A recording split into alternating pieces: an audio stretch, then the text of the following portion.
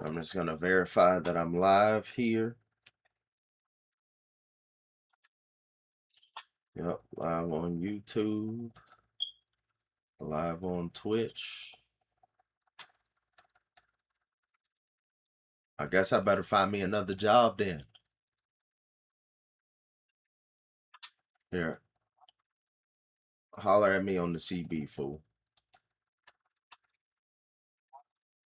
No, I want to drive my truck.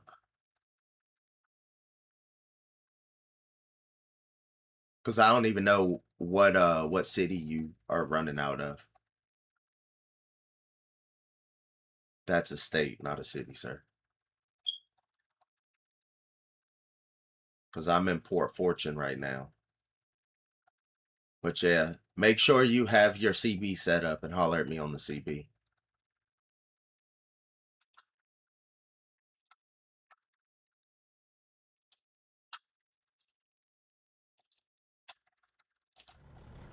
All right. Let's get us some music on.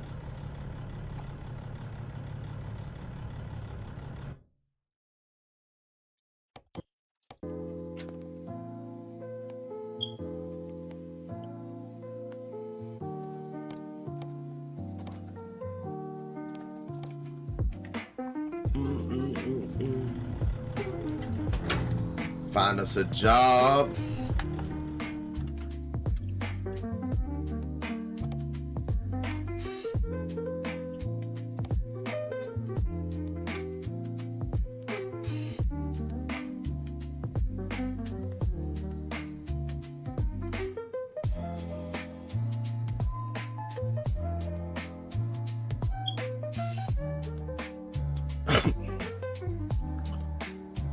Come in, Raymond. You hear me? Yeah, I got you loud and clear, bruh. Oh, yeah, 10-4. I'm over here looking for another job. I think I'm going to take this one up to Shreveport. I need to drive up to New Orleans and open... Nah, I'll do it right here. I'll start a heavy haulage situation right here out of Port Fortune. 4.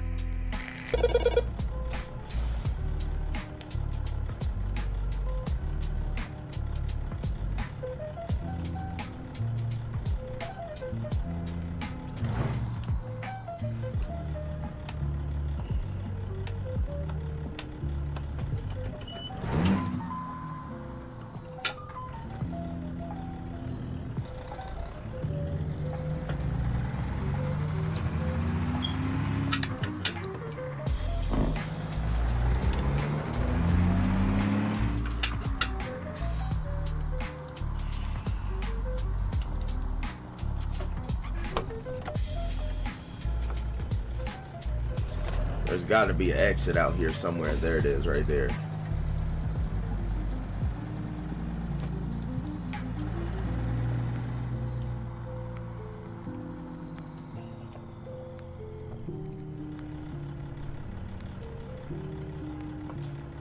We're gonna head back over.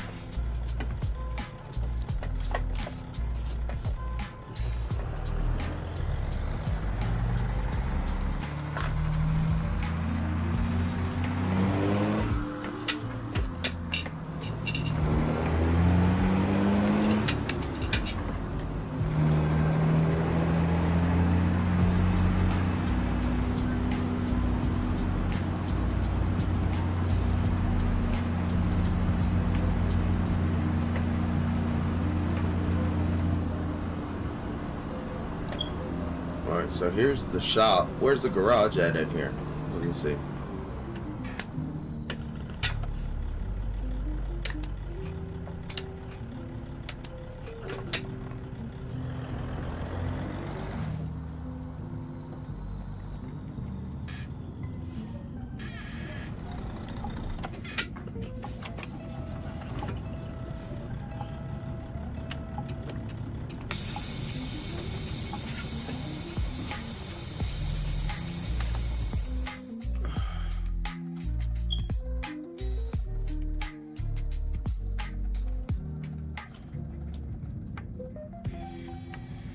So there's not a garage in Port Fortune?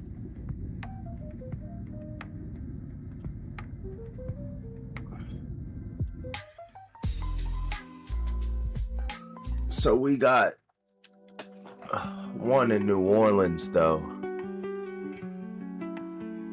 Here, we'll drive up to New Orleans.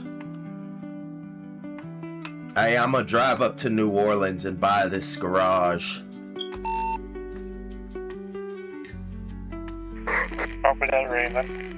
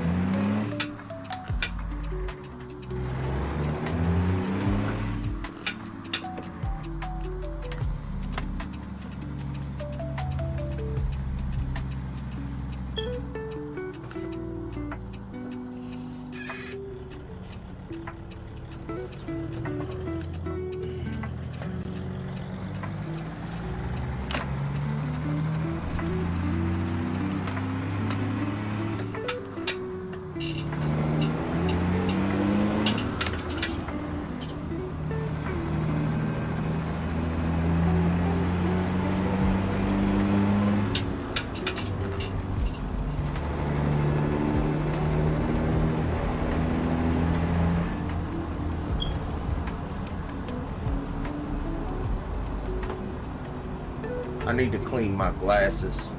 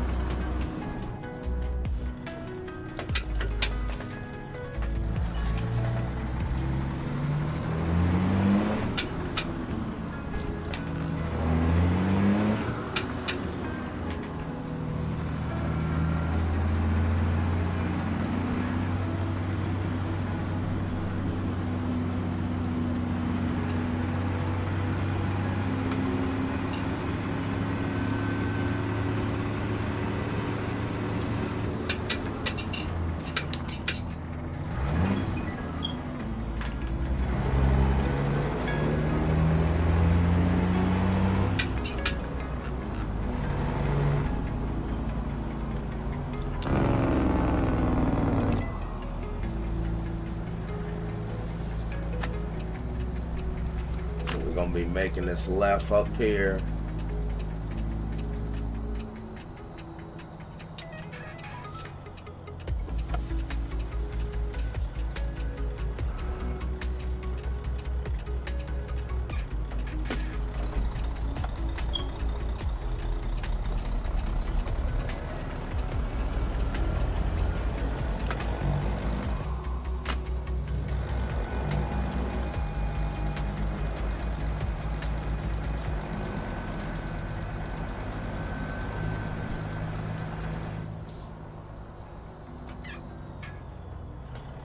My man moving slow as a mug.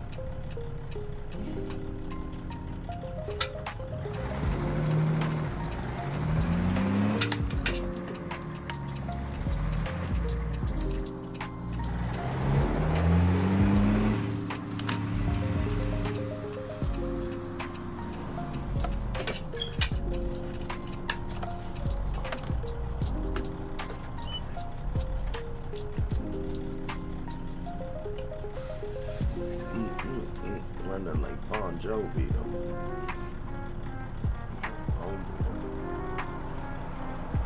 No meter. Nomenclature.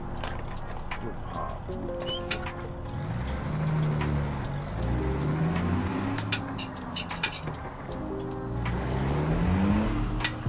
How's it coming along there, Raymond? I'm just now pulling up to the garage here in New Orleans.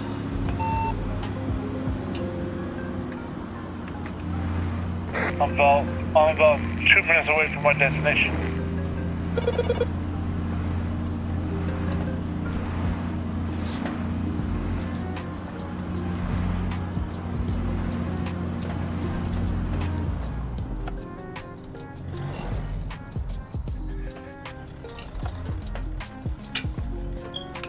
Yeah, I'm buying this garage now.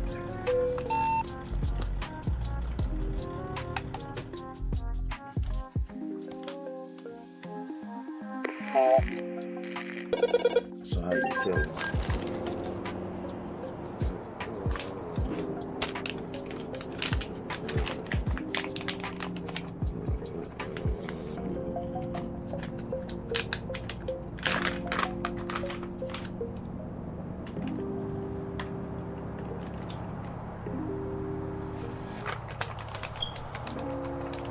All right, so it's our first heavy outfit here.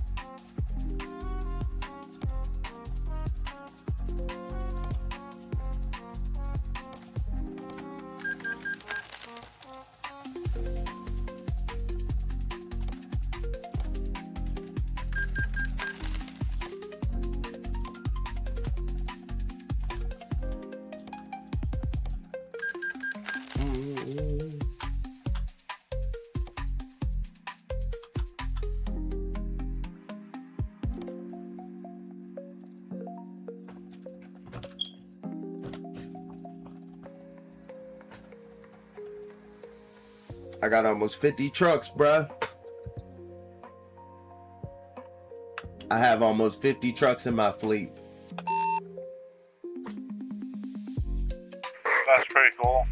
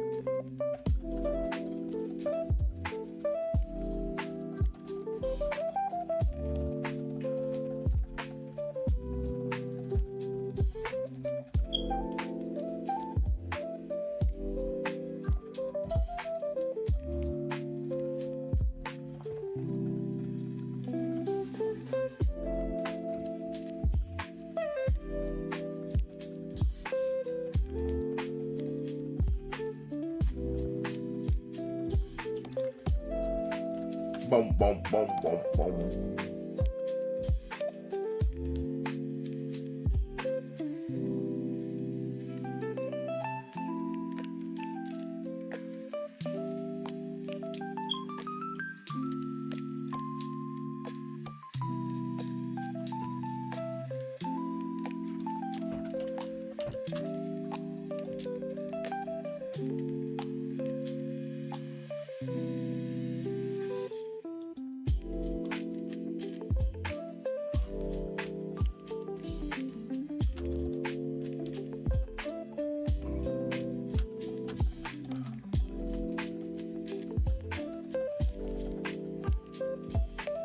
I'm 5 seconds away from my destination, but Okay.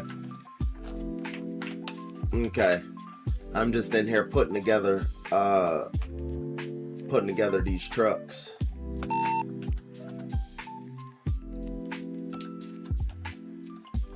yeah.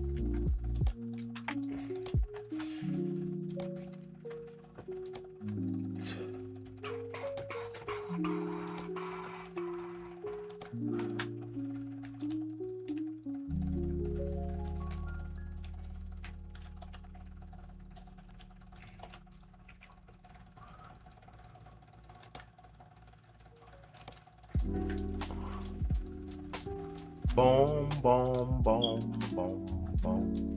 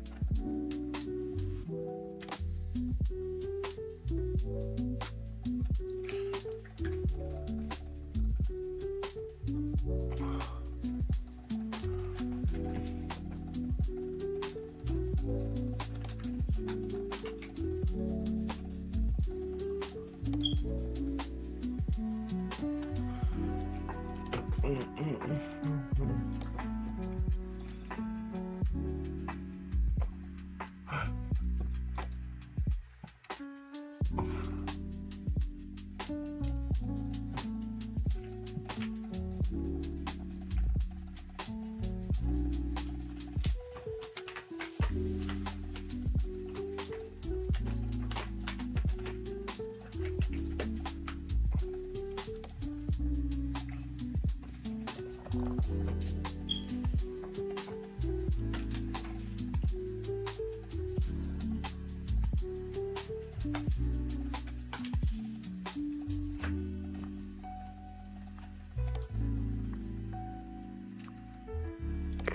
my truck is all fucked up. What you do to it? I was trying to back up, but it stuck the damn record DLC thing is messed up, I think.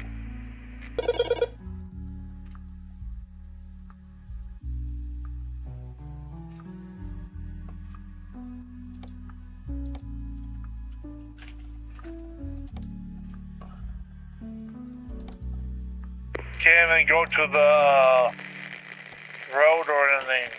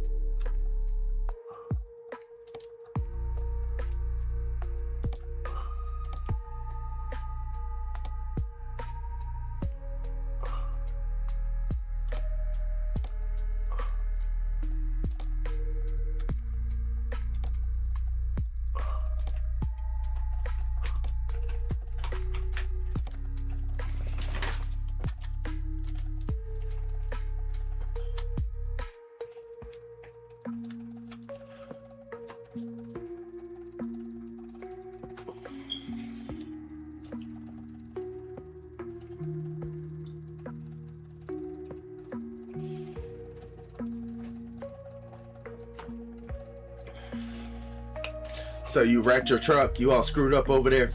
I didn't wreck it, dude. It's just, it's like stuck. It's not turning.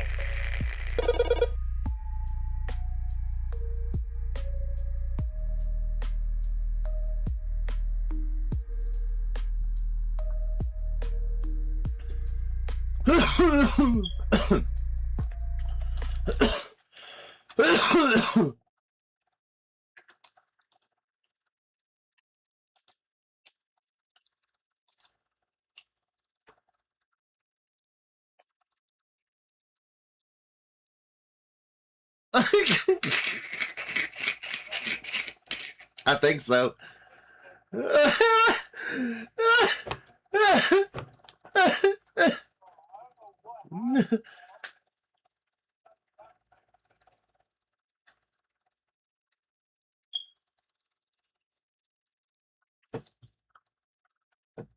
Is your truck? Oh, that's cool. I didn't know that truck had smoke.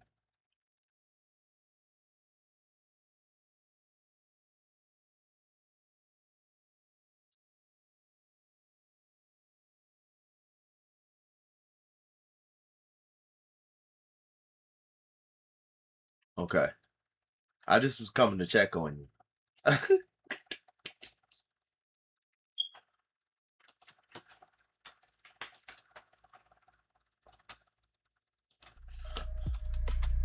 All right.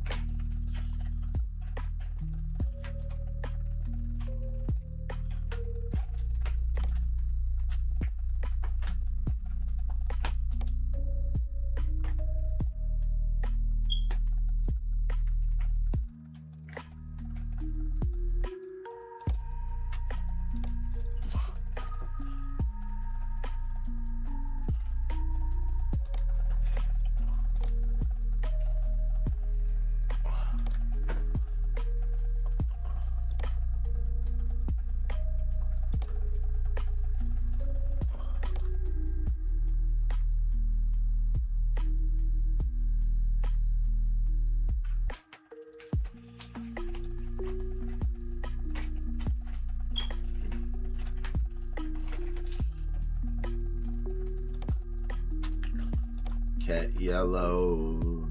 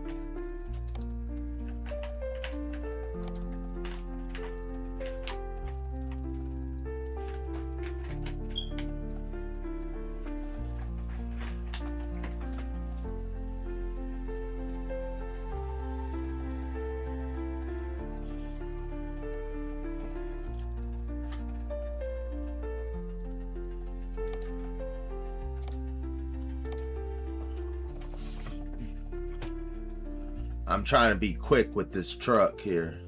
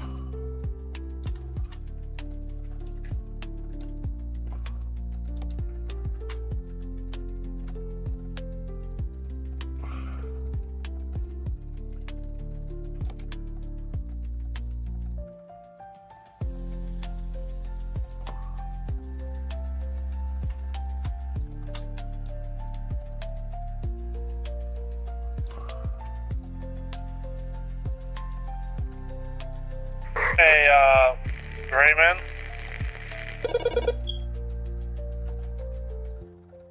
What's up? A graphic problem.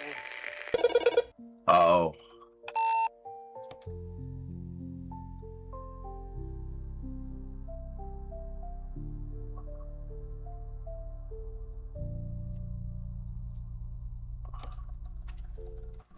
Like, my graphics are like pitch black.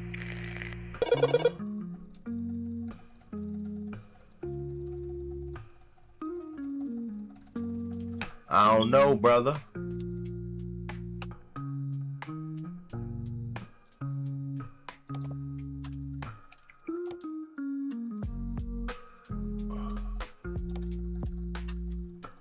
That might fix itself.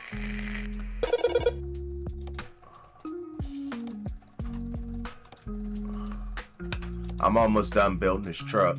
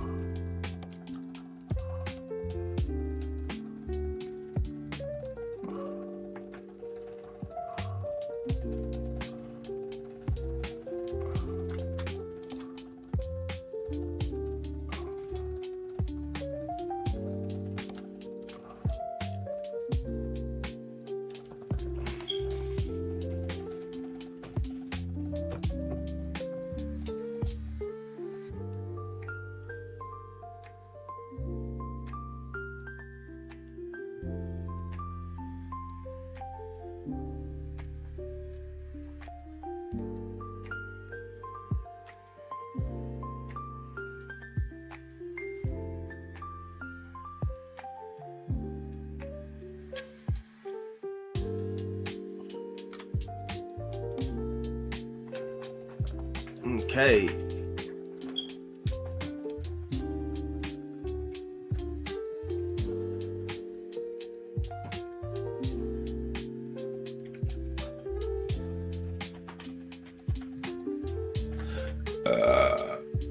Excuse me.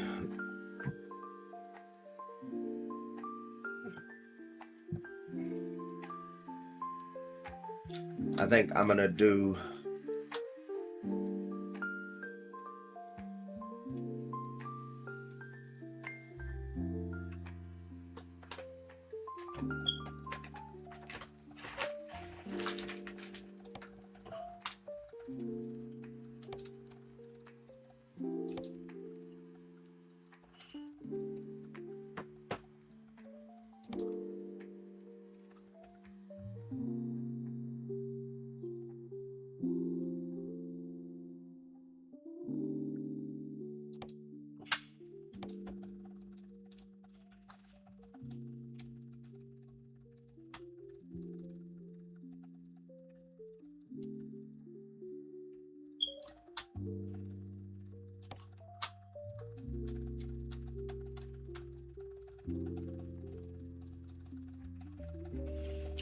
we want the 8-inch.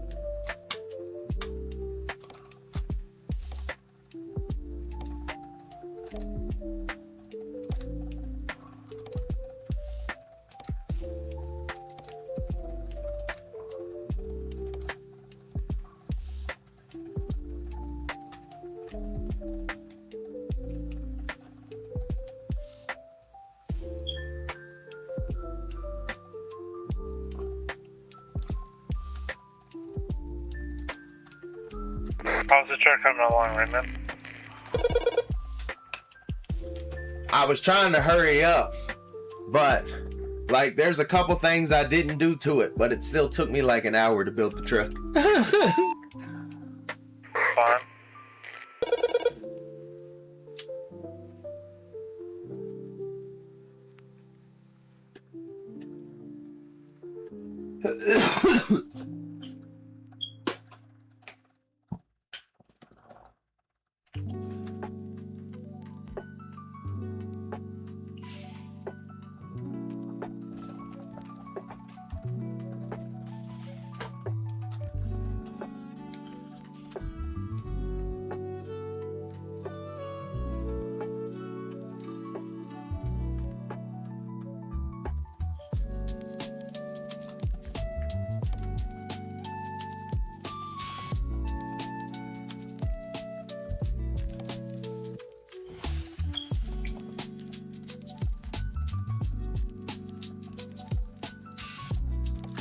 All right.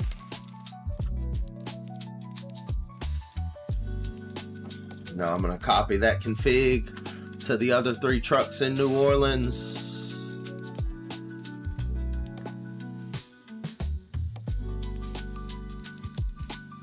Oh no, I don't want the paint job. I want the full config.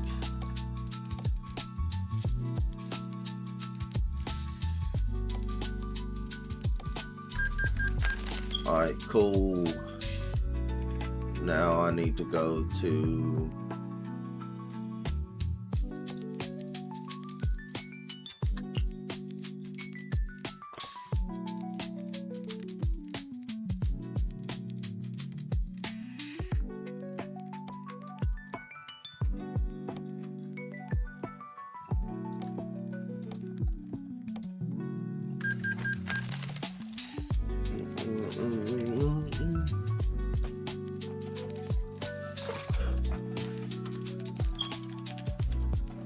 yeah, now I gotta outfit my trailer. Cool.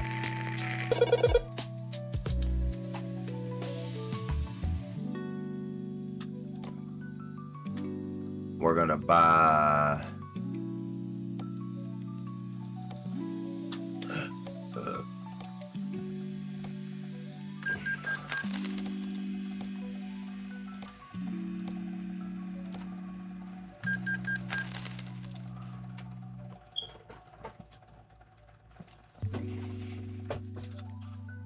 don't do do do do do do do.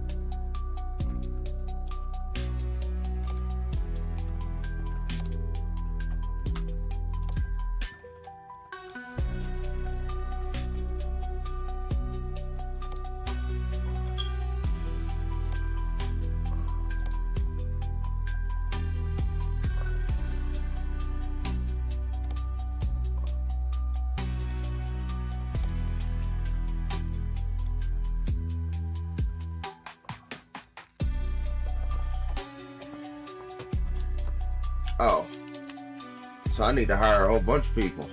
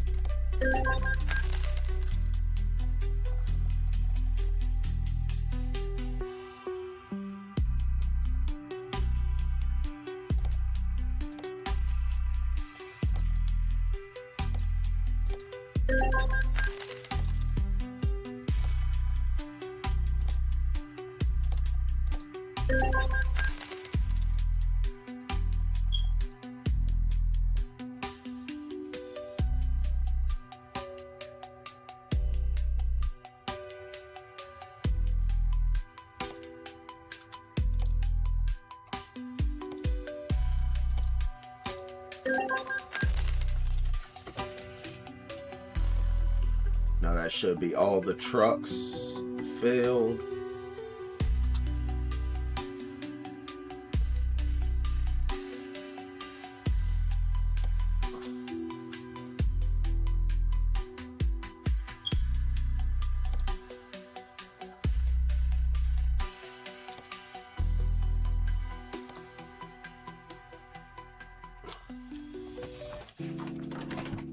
All right.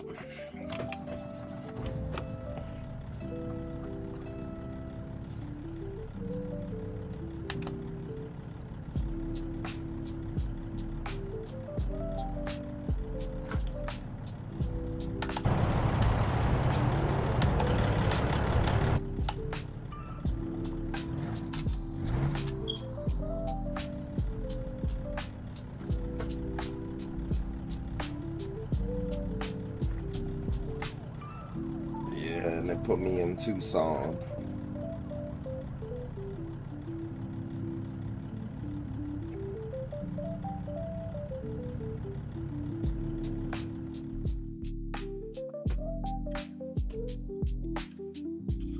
All right, now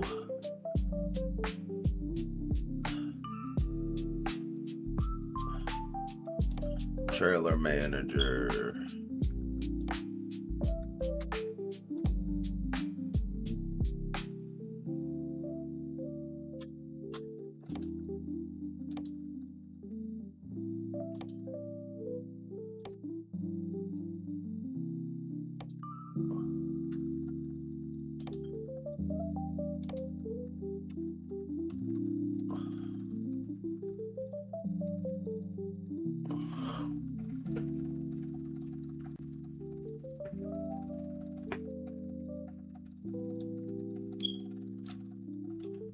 Now I gotta go through the grueling process of putting all my strobes and stuff on my trailer.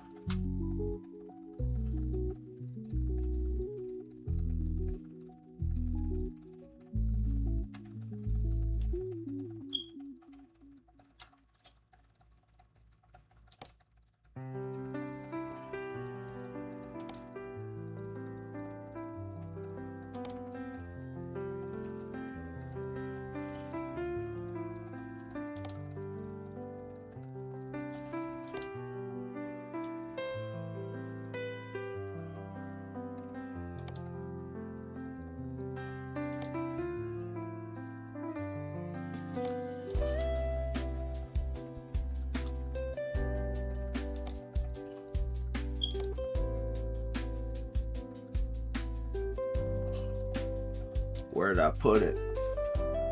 Put one there and one there.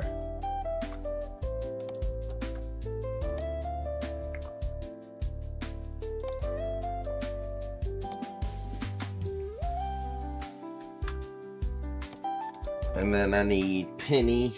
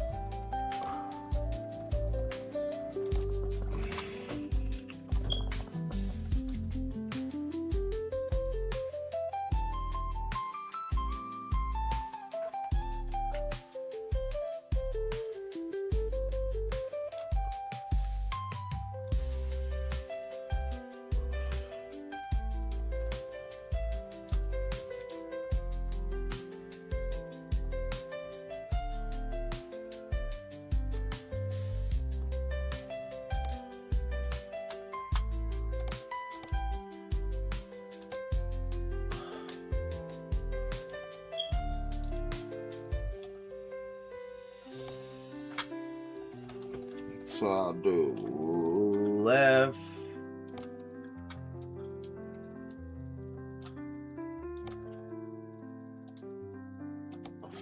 Then do right. Oops.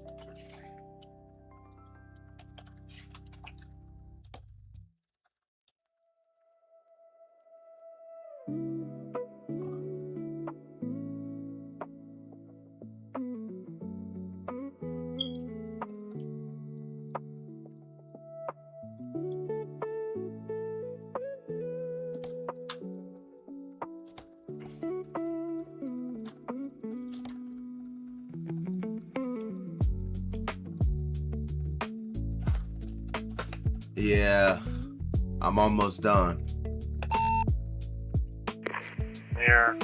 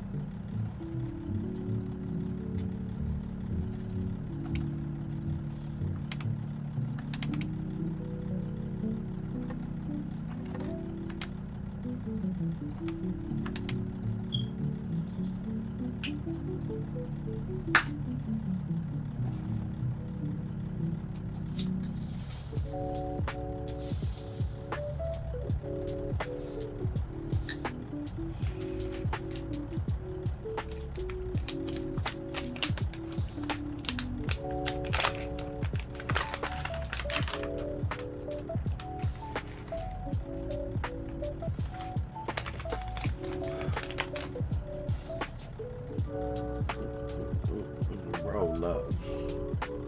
Leave you like a bowl cut. Roll up.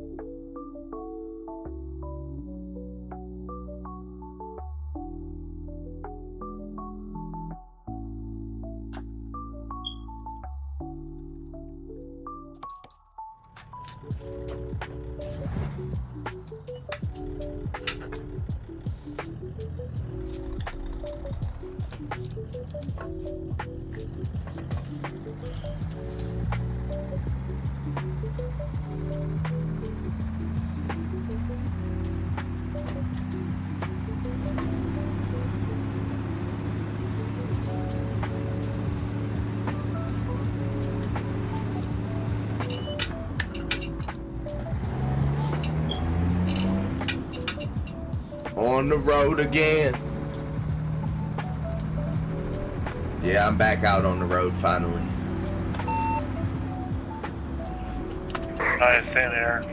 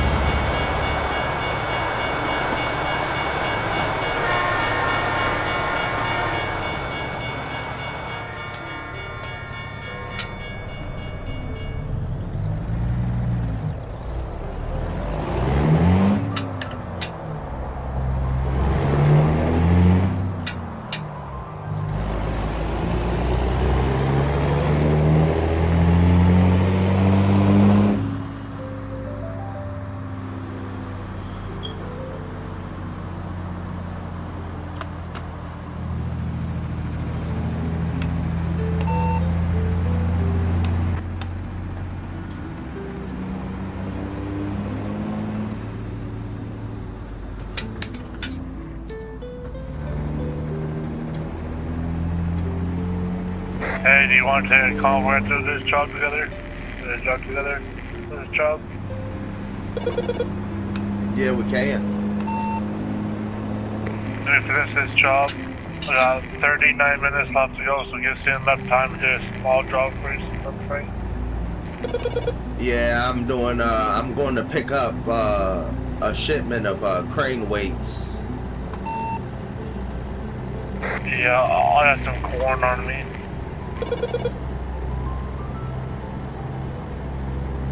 Corn dog.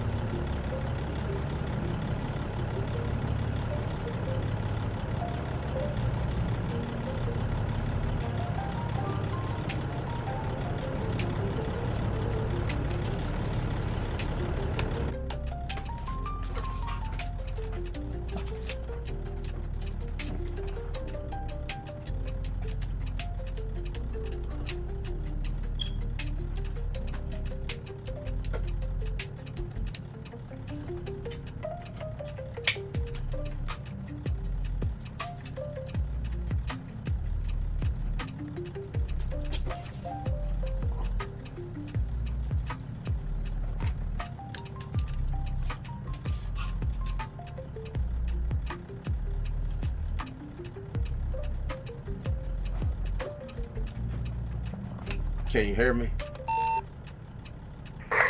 Sir. All right. I'm pulling out of here with these crane weights.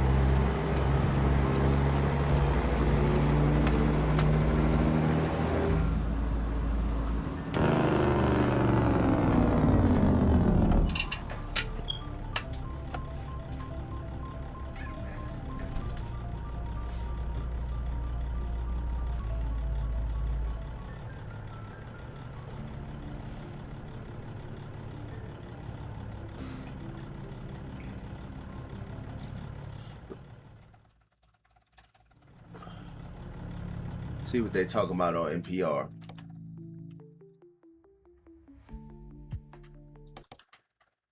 Now, a robot allegedly is able to run faster than the former Jamaican sprinter Usain Bolt. Well, most of these advances are coming from China, so there's much attention on the World Robot Conference. I was able to get a big loan from a bank, and I'm going to buy the truck and try to upgrade it as much as I can. Okay. So tell us some of the things that you have been seeing at the conference. Hello, yeah, I'm your teacher. So at the conference yesterday and this morning, I'm going to say that the scale this time is quite striking. So this year there were more than altogether 300 companies attending. I also heard someone said that it's over 30% from last year. Where does this place China in terms of leadership in humanoid robotics? Well, I would say that from this event, I'm really seeing the conversation about robotics in China seem to be shifting from the demonstration to the commercial and industrial application. Of course, you can see some humanoid performance. For example, they are walking, dancing, boxing, doing all kinds of impressive things. But what I find really interesting is that we can see robots right now in China. They're being designed for factories, logistics, and healthcare, hospitality, and also some other real-world application.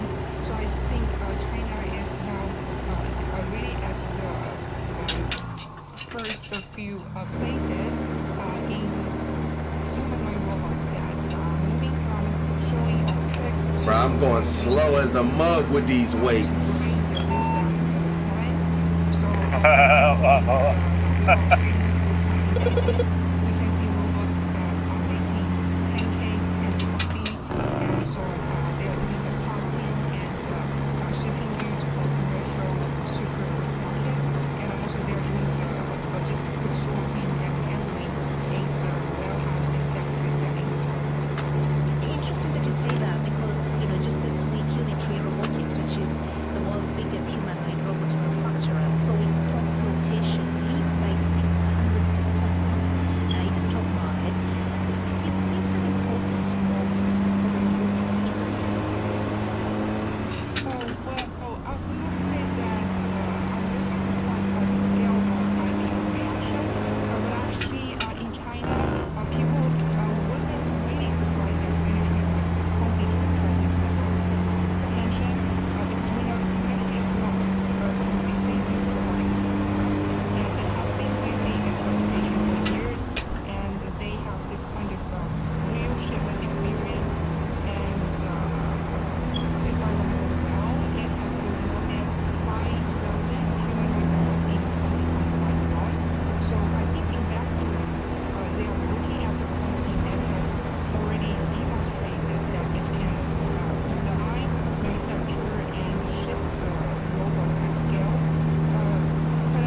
What's your plans for tomorrow? China's robotics I don't know. I mean, I'm chilling. I'm gonna go and get the Velcro so I can mount my butt box. But I don't know. Okay, okay. In 2025, over 80% of the globally shipped human robots come from China, and we also have the top manufacturers worldwide. For example, Japan military, Unitax, they are all Chinese. So I would say that this IPO news, it should be surprising that it's not that striking for Chinese professionals nowadays, because China is probably the leading user in human robotics right now. Many thanks for that. Thank you very much for speaking to us. UK Shen is to report the Technology Advisory Group, who is currently in Beijing. And you have been sending us messages on a number of stories that we have been covering, including the royal family, James. Harry Wilson says shall we say east or west of him is best. So Harry's return from California to London should not be a big surprise. Secretary John Barry says Prince Harry loves his country. British press even though he's not his press. This is Tuesday on BBC World Service.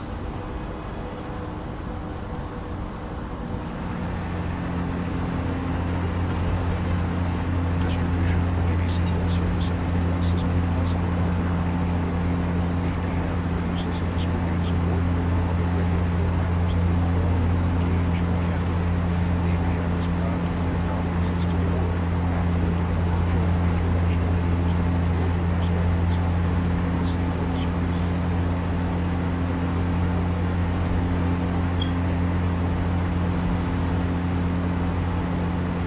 Support for Public Radio Tulsa is provided by the Tulsa Zoo, presenting Waltz into the Wilds on September 18th, celebrating the beauty and wildness of the African landscape while helping to build a bigger, better Tulsa Zoo.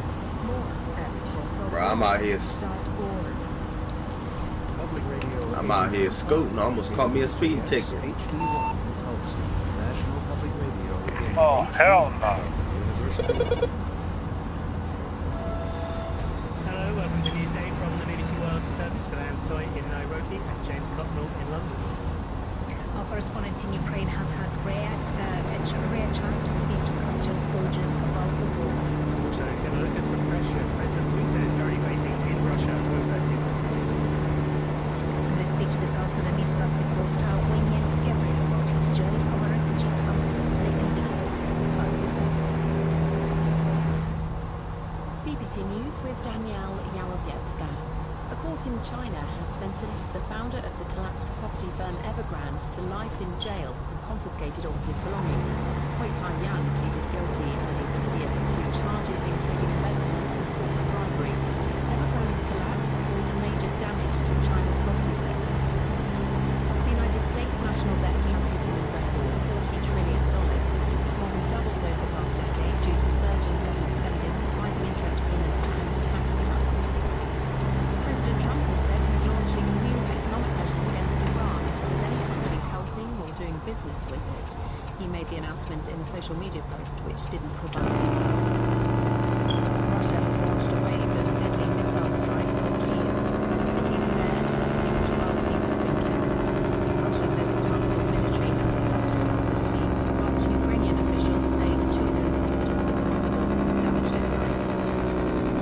The Hong Kong firm CK Hutchison says it's seeking $1.5 billion from Panama after being forced out of two ports on the Panama Canal. Donald Trump had complained that China was operating the canal and threatened to take it back. A former Syrian military officer who served in the Assad regime has been extradited from Lebanon to face trial. Major General Adel Issa is the first military official handed over by Lebanon to Syria since Bashar al-Assad's toppling. 4 Japanese rail workers have been killed after they were struck by a train. Such accidents are rare in Japan, which has one of the best rail safety records in the world.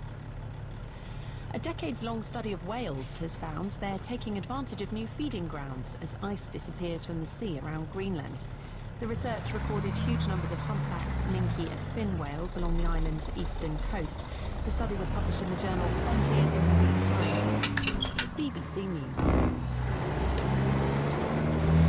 Thank you very much indeed, Daniel, for that update. Hello, welcome to Newsday on the BBC World Service, live from Nairobi, Midland. In this half hour, we have stories for you from Ukraine, where our correspondent has spoken to Russian prisoners of war. We'll also speak to a critical vulnerability on pressures in Russia. And we'll hear from the East superstar Allocation as she gets a major US win. And now Sports Isaac has an interview with Wenyan Gabriel about his journey from a refugee camp to basketball stardom. You can send in your thoughts on anything you hear on Newsday by WhatsApp or text message. Our number, as ever, is +44 77 86 20 50 85.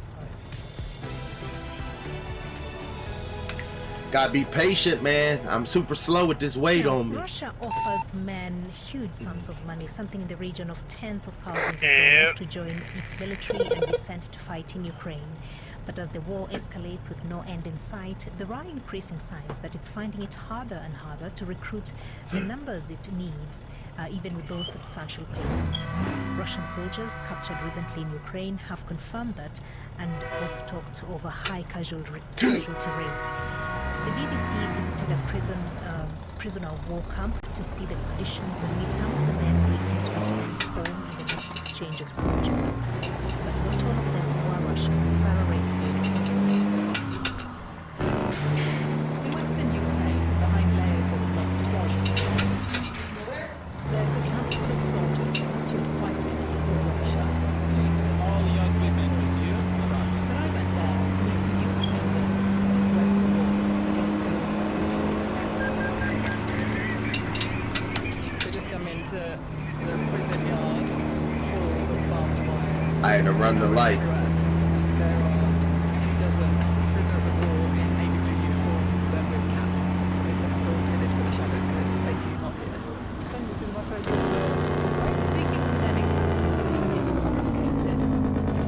But when there's no access to soldiers in Russia itself, it does help reveal the dynamics of this war, and it helps explain what drives the people fighting it. But anyone who wishes to speak, I interviewed far from any guards around Iraq. Anton was born in eastern Ukraine. Part of the Donbass has been controlled. I'm rolling into my destination now. The year that Vladimir Putin escalated Nice. to a full-scale invasion. About 21 minutes left. To be honest, I'm probably gonna get off, man. I think it's almost 3 o'clock. Alright, bro. 35. I took my choice. I want to defend my land. So did all his friends. They all went to different units. And you get the SMS messages. Dead, dead, dead. Other prisoners tell me the same. And I've been up all day. Everyone they went to fight has been killed.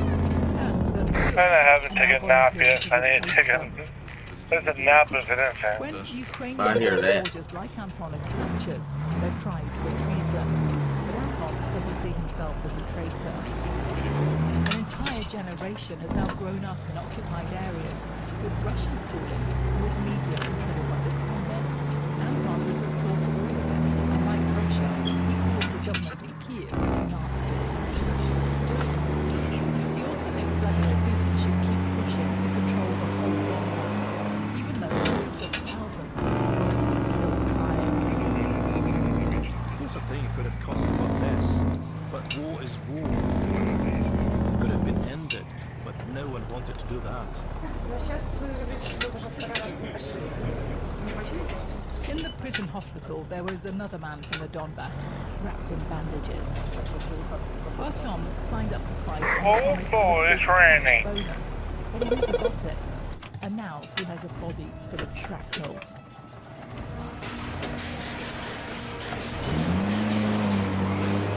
Stepped inside the workshop here in the prison camp, and I've just seen what these men are making. These Russian prisoners of war are mass-producing wooden coffins. In the next workshop, I met a drug dealer making artificial Christmas trees. Konstantin said he had one reason only to go into fight. It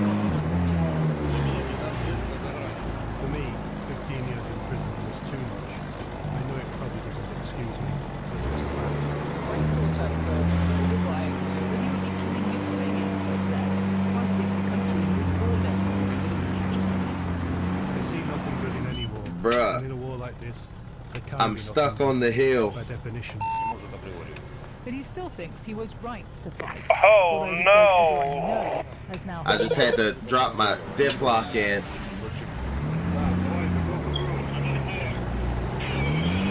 prisoners filing into the dining room now with their heads bowed lower, hands behind their backs.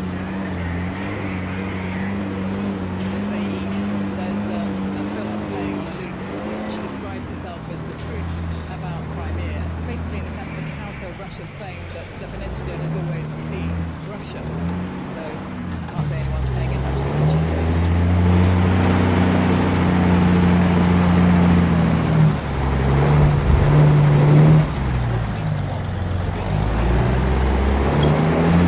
Bruh, that's crazy. I'm out here spinning tires, slowly pulling this hill. Everything for Russia, away down Moscow's priority list.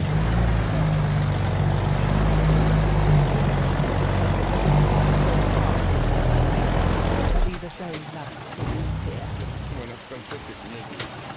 That report by the BBC's Sarah Rainsford. Well, let's hear now from Sir William Browder, the investigator.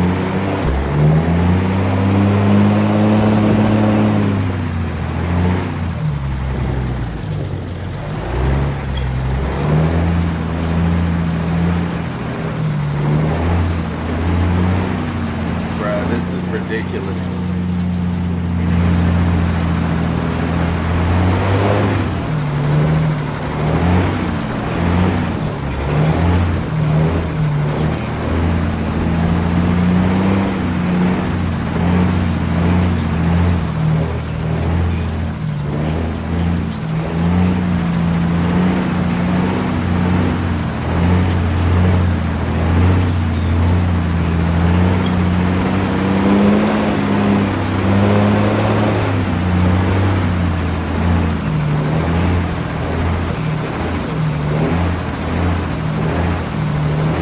So we're in a situation right now where Ukraine is killing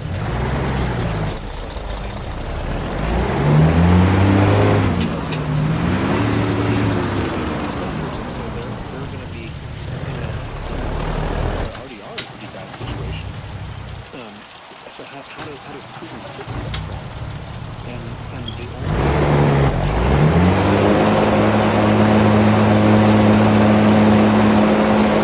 that you can either get out of jail or do it for a lot of money.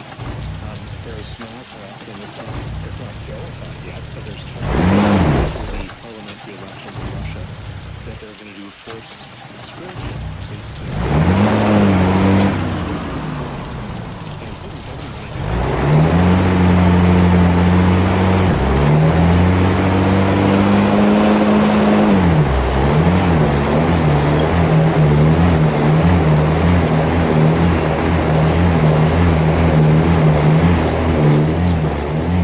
Bruh.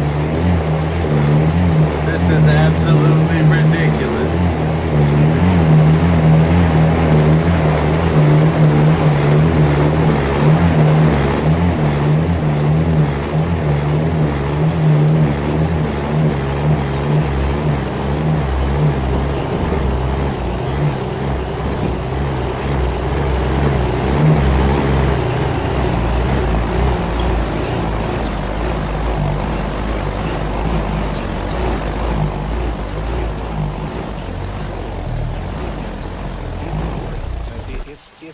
If he wasn't worried, he would have already done a conscription by now.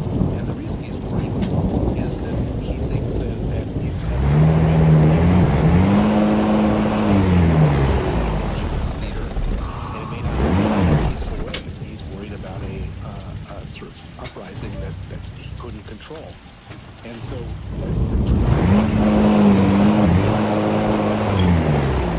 military operation, he did everything possible to insulate the general from the war in terms of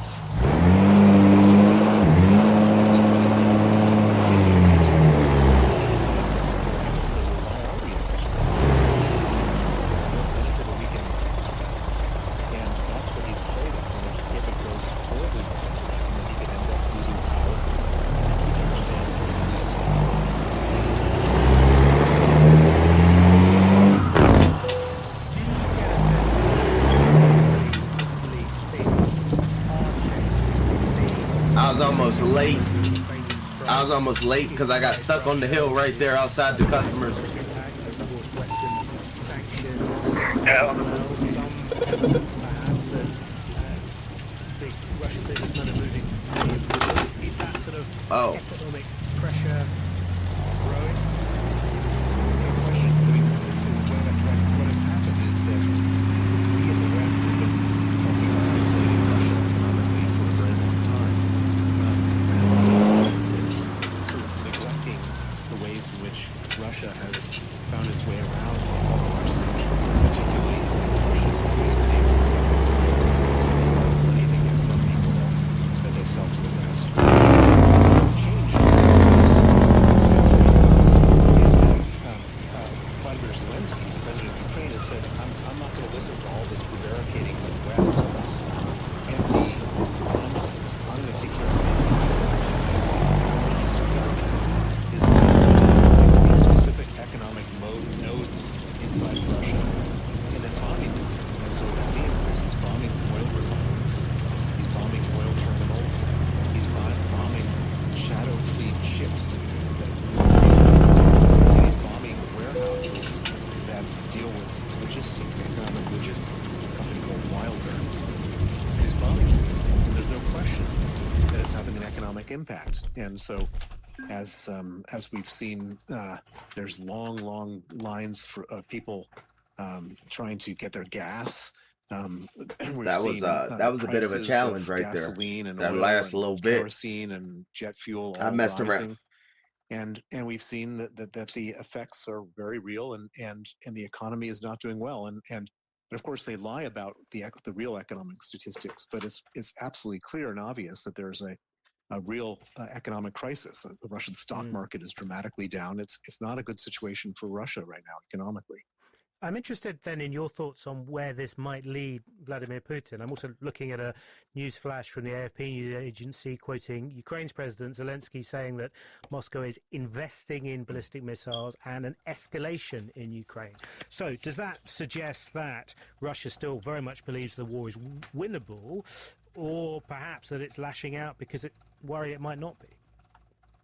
Well, Putin doesn't really have much of a choice. If for some reason he stops the war, then he ends up with 1 million battle-hardened, crazed, lunatic soldiers all ravaging Russia at home with all sorts of social and economic problems.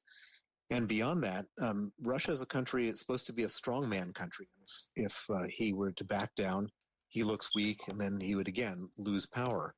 And so it doesn't really matter what the reality is. Putin will starve his country if he has to continue the war. And so I'm 100% convinced that there's not going to be any ceasefire, that no matter what Ukraine does, it's not going to cause Putin to change his mind. The only thing that could actually end this war is a Ukrainian victory. And that's not impossible. The Ukrainians have gotten so good with all their drone technology, with all their drone warfare, with their missiles, etc. And Russia is so exposed to all that the Ukrainians could potentially put Russia in a position where it's not a question of willingness, it's a question of the physical ability to conduct war. And that I think is the only option for ultimately ending this war. So William Browder, thank you very much indeed, CEO of Hermitage Capital, also head of the Global Magnitsky Justice Campaign. You're listening to Newsday from the BBC World Service with me, Anne Soy, in Nairobi, and James Copnall in London. Here are some of our headlines this hour now. The founder of the collapsed Chinese real estate firm Evergrande has been sentenced to life in prison. The United States national debt has hit $40 trillion, that's its highest ever. And Russia has launched a deadly missile attack on the Ukrainian capital. South Sudan in the world of basketball. Indeed, yeah. Basketball already angry the violence of the civil war in southern Sudan. And moved to America when he was 2 years old. They were playing in the NBA in the Southern Games. And in July, he was announced as a UN the first basketball to serve as such. It comes after he returned to South Sudan 4 years ago.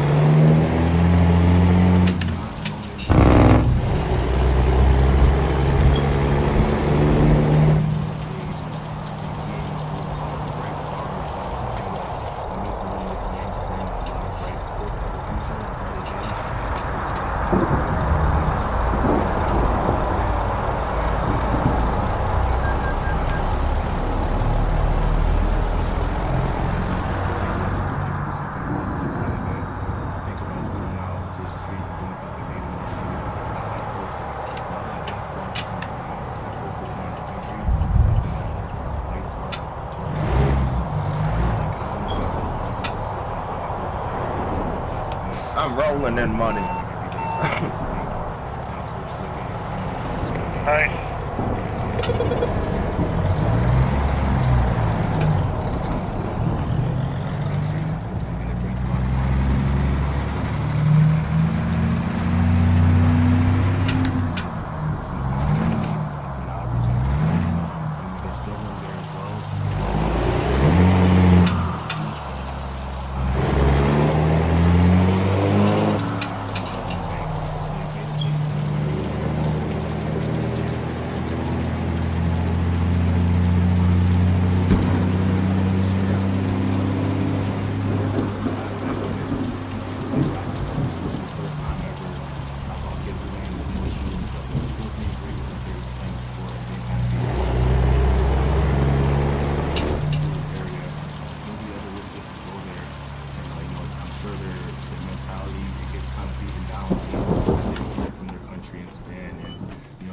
Separated from their mother and father, but for them to have community amongst each other, to let them know they're not alone, I think it's very important for them to keep in their dignity and for them to have a life in the future. So they continue to work hard every day. That's why I'm here as well. When I came there as a basketball player, I'm here to try to use my voice to amplify them, raise awareness, and help them get more funds. There have been funding cuts, and that's something that's really unfortunate. But it also means opportunity for people to step forward and for them to get assistance around the world. So we're like on ground, you see the people that already have the least are doing everything they can. Like the teachers are not getting paid. The humanitarians aren't getting a lot of money to do their work here, so they're helping the people with nothing. And I think that's a call for people with the most, so they can do what they can to help. My next question was going to be sort of how, that appearance at the Olympics and how that's translated back home in South Sudan, and you talked about it by, obviously you building courts there, but I imagine you felt it there, you saw it, that, you guys being in the Olympics and giving a reflection of South Sudan that people maybe aren't used to seeing. Yeah, it's true. Basketball, it gave us another thing to be proud of as a country, and created a bunch of more heroes and athletes like that. So there's a bunch of us in the diaspora that have grown up in Canada, Australia, and there's this opportunity to go back home and to be able to inspire the youth as well. So, I've been able to go back to do camp the first time, and this time I'll be able to come back with my teammate and my best friends that we all want. It's also really nice and heroes to these kids. To be able to impact and touch and be able to interact with the kids is something that's really important, but I think it's important that now it gives us